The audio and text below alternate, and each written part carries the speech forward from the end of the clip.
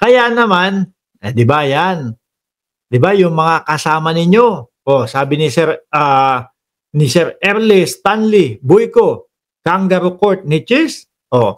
Ngayon una, tayo-tayo lang. Oyat-oyat nga lang sabi natin mga bossing di ba? Uy, hindi pa ito. Saglit lang. Hindi pa yan. Hindi yan. Mamaya pa yan. No? Nakikita nyo agad tuloy yung resback ng Kongreso alisin ko na si Roque. Sabi mga kababayan, sabi ko, una, tayo-tayo lang. Oyat-oyat lang. Di ba? Yung mga nagsasalita. Tapos po, nagulat tayo. Biglang nagsilabasan po yung malalaking mga eskwelahan, mga bossing. Ano sabi ng malalaking mga eskwelahan? Kailangan ituloy yung impeachment kay Inday Sara Duterte. Mga mga law school, mga head ng mga eskwelahan, kailangan ituloy yung impeachment kay Inday Sara Duterte. Hindi pwedeng hindi. No? Gulat tayo, nagulantang sila mga kababayan. Sabi ko naman sa inyo yun pag-usog pa lang ni Chis Escudero from A2 papunta ng A11. Which is dapat ngayon, di ba? A11 na dyan sa Pilipinas. Nagsalita yung mga school. Law school, Philippine Bar.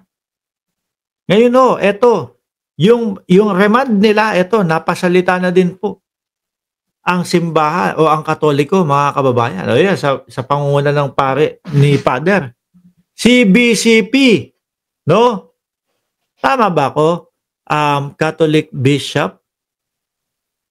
Yung ibig sabihin niya, CBCP. Basta, CBCP, President Cardinal Pablo Virgilio David.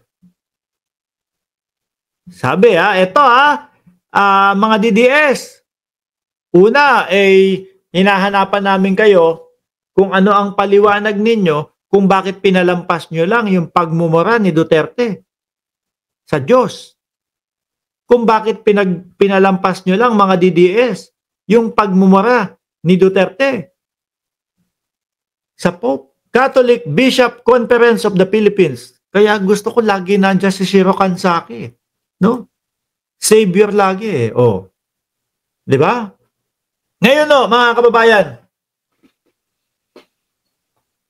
yung mga DDS, sabi ko, sige nga, paliwanag nyo sa akin, ano ang masasabi nyo? Ano ang masasabi nyo nung minura ni Duterte yung Diyos? Kakalimutan nyo na yung paniniwala nyo? Kakalimutan nyo na yung linggo-linggo ninyong pagsisimba kasi nga idol ko si Duterte. Diba? Idol ko si Duterte, kaya miski murahin yan yung Diyos, okay lang. Ganon, di ba? Yung mga DDS. Yung minura yung Pope. Idol nga din, di ba? Si Duterte, kaya okay lang murahin. Exempted ata ang dating Pangulong Duterte na murahin po, no? Yung ating nirerespeto at iginagalang at sinasamba. Mga bossing. Ngayon, eto, mga DDS, nagsasalita. Mga DDS, especially yung mga Katoliko, nagsasalita ang CBCP, President o Cardinal. Kontra, wala yan, mga pare, yun yung sasabihin niya, mga pare, wala naman yung mga yan Ganun na lang sasabihin nyo. Tatalikuran nyo yung paniniwala nyo kasi nga, idol nyo ang dating Pangulo. Di ba? Idol nyo yung inuudyukan po namin na manlaban yung mga suspect pa lang. Tapos yung mga bata niya, sinasabi? Gumagana pa din po. Yung tawag yan? Yung pinaka may bayad kapag ka nakahuli. Ang haba na kasi natin, magdadalawang oras na tayo. Yung reward system, gumagana po. 500,000 pag buhay. 1 million pagpatay, 2 million pag nanlaban. Di ba? Okay sa inyo yung mga ganon. Kasi addict naman yung Mark Ramos Hindi, saglit lang. Suspect pa lang yung pinag-uusapan Suspect pa lang. Tsaka yung iba, yung reward system, bakit naging masama? Pag nakakita yung mga kapulisan ng papayat-payat, may TV, ito mukhang addict naman to 500,000 to. Ano? Hulihin ko 500,000 kahit wala naman po, kahit hindi naman gumagamit. Ang payat luwa yung mata, daling ko sa presinto 500,000. Diba? Dahil sa reward, kahit walang bisyo yung tao. Kawawa. Merong suspect. No, sir, susuko po ako ng maayos. Susuko po ako ng maayos, ganito, ganyan. Ay, hindi, kapag sumuko ka, pag dinala ka namin sa presinto, 500,000 lang makukuha namin. Dalawa kami. Tag 250 lang kami yan. Ang laki ng problema namin sa pera. Ay, sasabihin doon sa kapwa polis, pare, abutan mo na lang ng ano yan. Abutan mo ng beng-beng yan. Abutan mo ng baril yan. No, ayan, pindutin mo yan. Wala namang bala. Pindutin mo yan. No? Pag nauna ka, buenas ka. Pag nauna ako, buenas ako. Ganon, di ba? Siyempre, yung pobre, gustong sumuko, gusto, paoblo na lang, gustong magbagong buhay. Ganon yung ginawa. Kasi 2 milyones ang makukuha base doon sa binigay na mga presyo ni Bongo. Yari din.